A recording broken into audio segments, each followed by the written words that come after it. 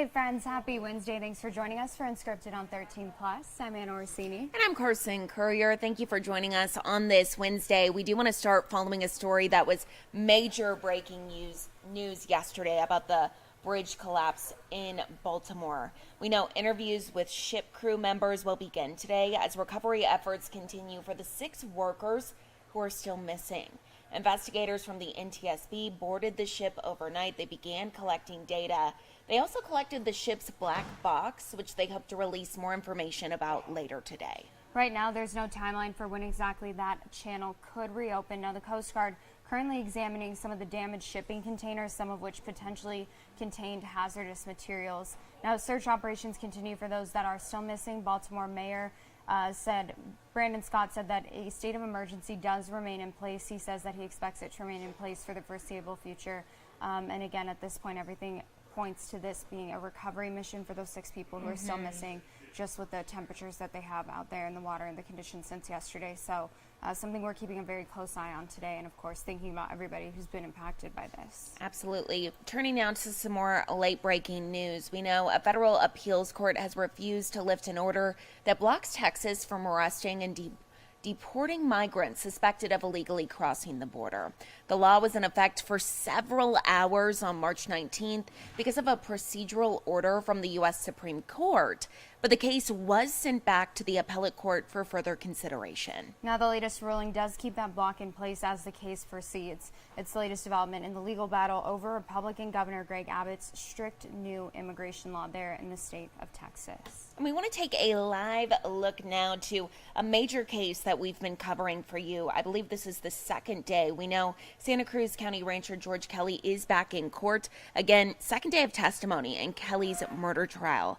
Yesterday, prosecutors called the Border Patrol's ranch liaison at the time, Agent Jeremy Morsel, who had a working relationship with Kelly, and he took the first call about the shooting. Now, on the day of the shooting, Kelly actually had reached out to him to report a group of 5 men crossing his ranch, but he called again later to describe the group as larger. He also said that they were armed. He ultimately left Morsel a message to call him and said that something had been struck.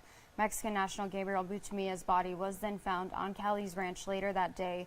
The defense has been showing how Kelly had been warned by Border Patrol about some of these groups that were crossing near his ranch and how that would have caused Kelly to then be on edge. So again, we do have people back in court today. Our very own JD Wallace continuing to cover this, and this is something that we will be bringing you updates on every single day. Day 2 of testimony today, and so we'll have all the latest updates throughout the day here on 13 News as this trial continues. And we want to take a live look now out to Mount Bigelow. I know yesterday at this time it was snowing. Definitely a different sight, but here you can see definitely still some snow up there, and it just looks cold. It does look cold. Not as cold as yesterday. Yesterday you could barely see a thing. It looks like maybe some little snowflakes. I don't know. Good news is we have somebody here who can tell us that, because we're not meteorologists, so we have 13 First Alert forecaster. Now? Yeah, Molly Potter. So looking at that picture that we were seeing, are we seeing any snow in higher elevations right now? Or any No. So I don't know a thing. No. Is what you're saying. The wind blew, some snow It was went. coming off the yeah. trees. It's a little with breezy residual, up there. yeah. Okay. So yeah, There it's you a little go. breezy. Yeah. Okay. Perfect. No snow is expected for the next few days. In fact, now come this weekend, whole different story. And yeah, it is Easter, unfortunately, with this weather.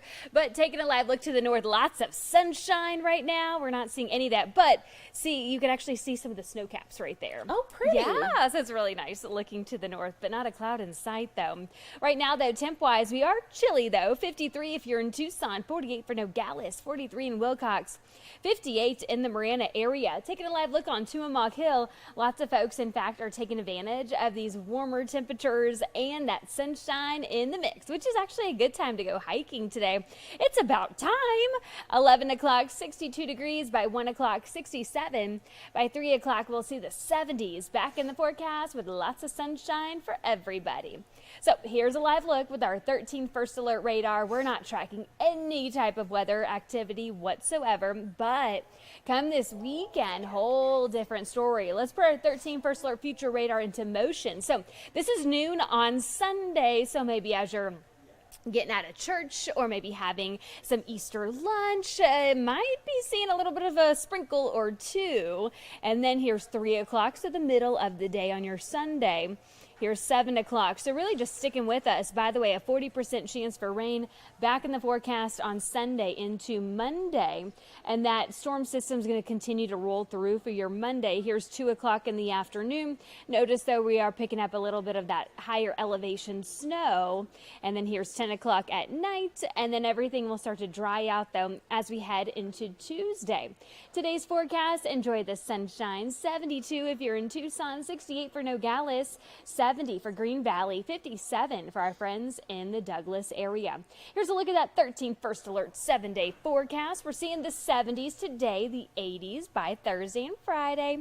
On your Saturday, the 80s still sticking with us, but look at another temp drop. What do you usually say? Oh, what the drop? Yeah, there you go.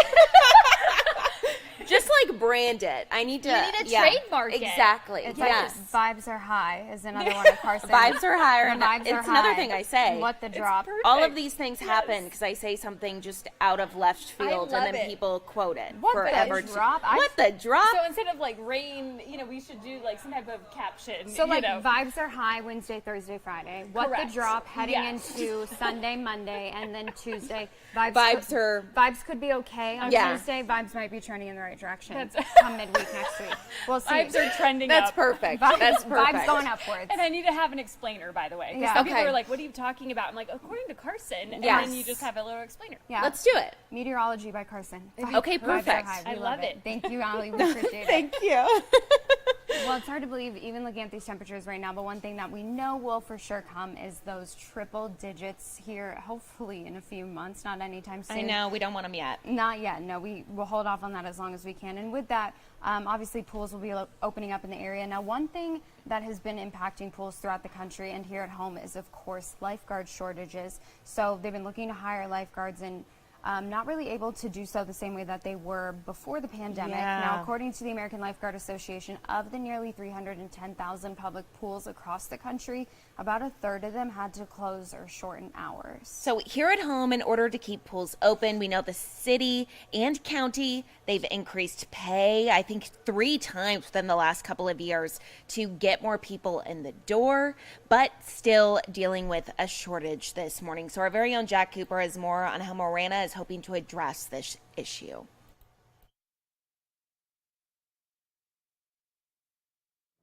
In the past, applicants already had to be certified and trained through the American Red Cross before they could even apply or take the job at a Marana pool. But now, things are completely different. You can apply without training or certification, and if you're hired, then you'll go through all of the courses that are needed. And the best part? It's completely free. Now, you must be at least 16 years old and pass some physical fitness tests as well. Right now, one head lifeguard and 8 other lifeguard positions are waiting to be filled, but time is running out to apply. In fact, the application process closes on Friday. We're a wonderful pool to work at. I think we enjoy our jobs. We enjoy coming to work. We enjoy what we do. So I hope that that's what's driving people to return and driving applicants our way for lifeguarding. Now, the town only oversees and staffs one pool throughout all of Marana, but this time next year, it's going to be a completely different story as they're expecting their aquatic center to open up in the spring of 2025. Reporting in Marana, I'm Jack Cooper, 13 News. Well, we do want to welcome Andre Porterfield here. I know you're from Proactive Physical Therapy, and you're here to talk about sleep and honestly how important it is. Yeah, March being National Sleep Awareness Month, correct? But it's something that I think anybody who struggles, who has a schedule like me or Carson, or just struggles with sleep, you know how much it impacts your daily life. And everybody, I think, wants to get better sleep. Absolutely. And you said it right there, schedule. Getting on a schedule is one of the most important things for anybody to do. It's always good to know when your body's going to sleep. It's also good to know when your body's waking up. If your body can get on that schedule, that consistency really helps. Okay. So one thing that we are kind of talking about is the different sleep positions. I know I'm a back sleeper. What are you? Oh my gosh, I wish I was a back sleeper because I feel like I'd have so much less neck pain and just like migraines if I was. I'm not a back sleeper. I'm a side sleeper. Sometimes I'm a stomach sleeper, and I know that's not great. Okay.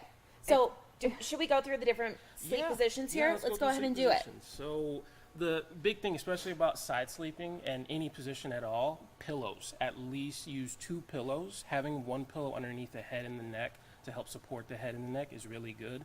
That second pillow, having it between the knees as well, is really good for aligning your low back, good aligning for the hip, and also if you have any knee pain, especially on the inner half, it's really good to help align that way as well. Okay. That's not how I'm sleeping on my side. I'll just tell you. Right now I'm 1 pillow and definitely not a pillow in between my legs. Okay, so definitely need the pillows. Is there a side that's the best? So again, I'm not a big fan of telling people that there's a side that's the best. I know, because everyone has their own thing, right? Yes, and okay. we're all variable. We all have different things that our body likes to do. Some people like the left side, some people like the right side. It is all dependent on what you find most comfortable. And that's the biggest takeaway when it comes to sleep. Find something that's comfortable and do that. Awesome. So for folks like myself, back sleeping, I don't do this either. 2 pillows under the knees. Yeah, arms crossed. Exactly. So again, in the picture, she does have her arms crossed. That's okay. It is perfectly fine to have the arms crossed. You can have the arms at your side. It's all good. Variability is a part of life. Having the pillows in the picture, we have 2 pillows underneath her head. For her, that's a whole lot more comfortable for her. And again, that's okay. The big one is having that pillow underneath the knees. It's really good for relaxing your back, taking a little bit of that extra extension type of curve. And it can also take some pressure off the back of the knees. Some people have difficulty with their knees fully extending. Okay. Having that pillow there helps ease that back into there. And one thing that we didn't mention, not sleeping properly or not having adequate sleep or doing things like this could result in chronic pain. Yes, it can. And it's really just a vicious cycle where if you're not getting adequate levels of sleep, if you're not being consistent with your sleep schedule, it can lead to some chronic pain. Simply due to the fact that with sleep, our body needs that time just to help heal itself, just to help rest, just to basically help restore our body and basically get it back to an equilibrium point, that balance point that we all need. Okay. Yeah, Carson, when you have to be up at 3 and you're texting me at 10 p.m. I need a better schedule. But okay, folks that are stomach sleepers. Ooh. So, first thing I do want to say, if you find comfort sleeping on your stomach and you don't have pain, do not switch to trying to sleep on your back or on your side. Okay. However, for the general public, sleeping on your stomach is not a position that we generally tell people to do a lot, simply because it can put an excess amount of that curve into your low back, and that can create some discomfort for people. If you do sleep on your stomach and you're having some pain, again, 2 pillows, 1 for the head, 1 for the pelvis as well. The pillow that's underneath the pelvis is going to help ease that extension curve and try to get into a little bit more of a neutral type of posture. Okay, so really the big takeaway with all these different positions is you need to be supporting your body. For me, I don't put any of these pillows in any of these places. And again, that's okay. Okay. If you're not having pain, that's okay. But if you are having pain, yes, use your pillows. And another thing as well is mattresses as well. We don't want to have too soft of a mattress. We want to have something that's going to give you a little bit of stability. So a medium to firm type of mattress is what I would suggest very much for people to use. Okay. So you actually went through, you made us a couple of videos, because obviously we don't have a lot of space here, on different stretches people can do or different tips people can do to sleep better. Absolutely. Okay. 3 specific stretches. One of them is called a prayer stretch. One's called a lower trunk rotation, and one of them is just a relaxation and calming technique called diaphragmatic breathing, or just simply belly breathing. Okay, so the first one we have is the prayer stretch. So we'll listen to that and then kind of Talk about through it. Yeah, talk through it. Perfect. I'm going to teach Kaya a 3-way prayer stretch. So what I'm going to have Kaya do from this position on her knees, I'm going to have her straighten her arms out in front of her and touch down towards the table. All right. From there, what I want her to do is shift her hands over to the left side. This will get a good stretch out through the whole right side of her body through here. Now, Kaya, I'll have you shift your hands over to this right side over here as well. Good. Vice versa, this will get the left side stretch out pretty well. And then to end this stretch, we're gonna have you bring your hands to the middle, Kaya. There we go. And just as a general rule of thumb, we can hold this stretch in each position for about 30 seconds.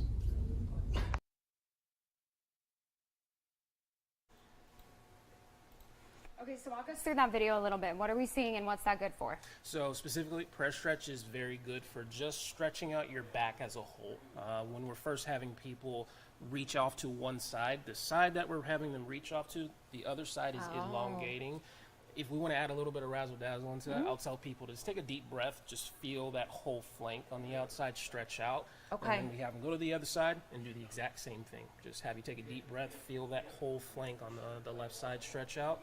And then when we bring it back to the middle, this is more for the middle portion of your back, running along each portion of your spine, just to get that portion of your back to stretch out. And again, it's another form of relaxation, just to get your body more prepped and primed to go to sleep. Awesome. So how often can people do this? So you can do this upwards of about 2 times, going each direction. I prefer to hold each of those stretches in each direction for about 30 seconds, just to get a good amount of a change in the muscle, and also to help your body relax into that position, no matter what position you're sleeping in. Okay. Perfect. We'll take a look at another one.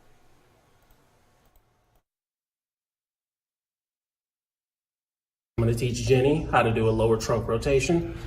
So Jenny, what I'll have you do, bend up your knees, have your feet flat on the table, have your feet and your knees together. What I want you to focus on, I just want you to let your knees rock to the side, to the left. Good, try to keep shoulders on the table. Now bring it back towards the right, just like that.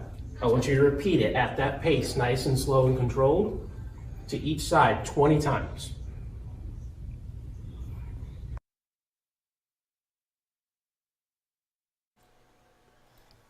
So we were actually talking about that one while we were watching the video, because both Carson and I were like, oh, you can feel it, you know that stretch. And it's not a hard stretch to do. No, it's not. It's, again, video shows it's very simple, very easy. The big thing about the lower trunk rotation is to control the movement as much as you possibly can. So don't be throwing your legs every which direction. Yeah, don't do that. Okay. Try to just give your body a chance to get used to the movement first. And as you get used to it, the first couple repetitions, you can start going a little bit further each direction. But that exercise is focusing on is more the rotation aspect of things, because our back, it moves into a flex position, extends, and it also rotates as well. Okay. And it's one of those activities just to get your body mobilized and just feeling really good into that position before going to sleep. Perfect. One last one, belly breathing. Belly breathing. Perfect. Let's watch. I'm going to teach Kaya some diaphragmatic breathing. So to start off, Kaya, I'll have you place a hand on your chest and a hand on your stomach. With this activity, I want you to focus on just breathing through your hand that's on your stomach, okay? Very easily, what I want you to do is inhale through your nose, try to push your stomach out. Good, hold it for a count of 1, 2. Slowly, passively exhale. Don't try to force the air out. Just let your stomach fall down just like that. What I'll have you do is I want you to repeat that, all right? Hand on stomach, rise up. Good. Let it out. Passively let your stomach fall down for 3 minutes.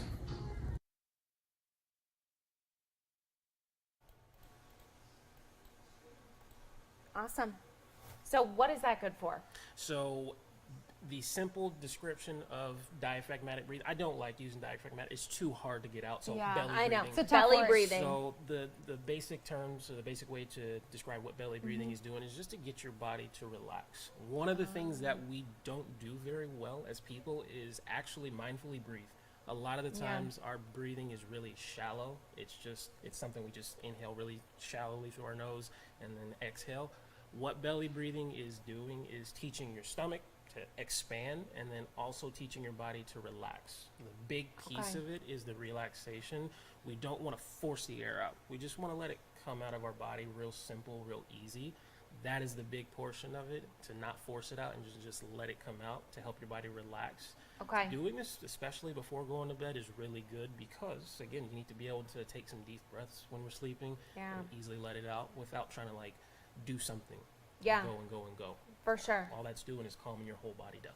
Okay. So it's not the whole thing like when you're at the doctor and you take a deep breath in and then you don't want to be doing that. Yeah, none of that. Okay. 'Cause the whole forcing exhale, that's not necessary. Just let your body relax and let the air come nice out. breathe. I'm so aware of my breathing right now. Exactly. How am I breathing? I love it. Well, if any of you are at home, I know Anna and I actually did this. did. So there's a quiz here, the Slumber Scorecard quiz. So there's different questions, different answers on there. I know I scored, I believe I said I had the most B's, which was you need. Here, let's scroll down here and we can actually see. So all these questions, and then you can click your answers.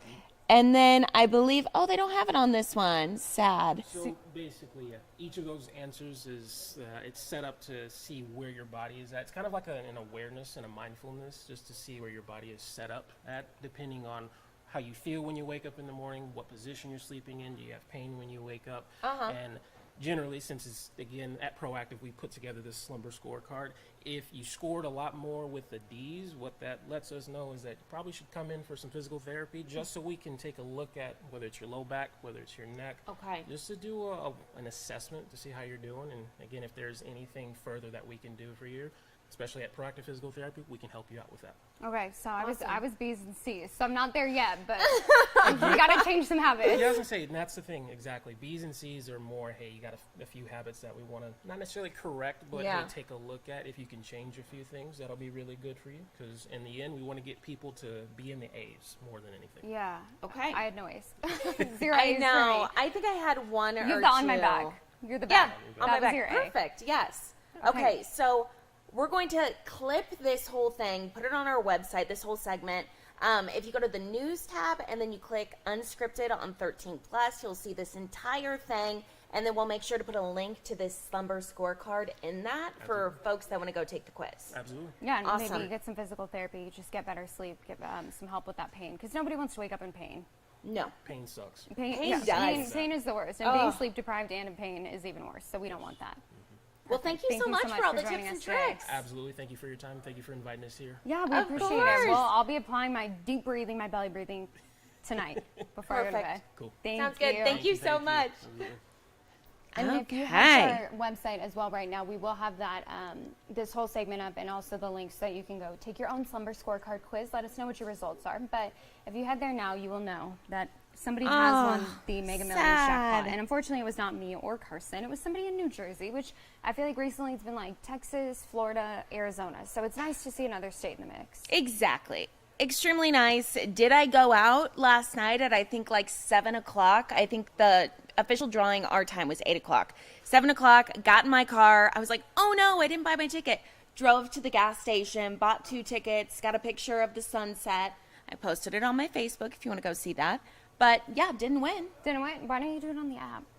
It won't let me, Anna. Oh, I remember this. I remember the whole thing with Carson's app and it wouldn't work for whatever reason. I know. I had to delete that app because I'm like, I'm spending too much. Because why do one ticket when you can just like load $20 and have better chances? And then I was like, well, I'm not winning.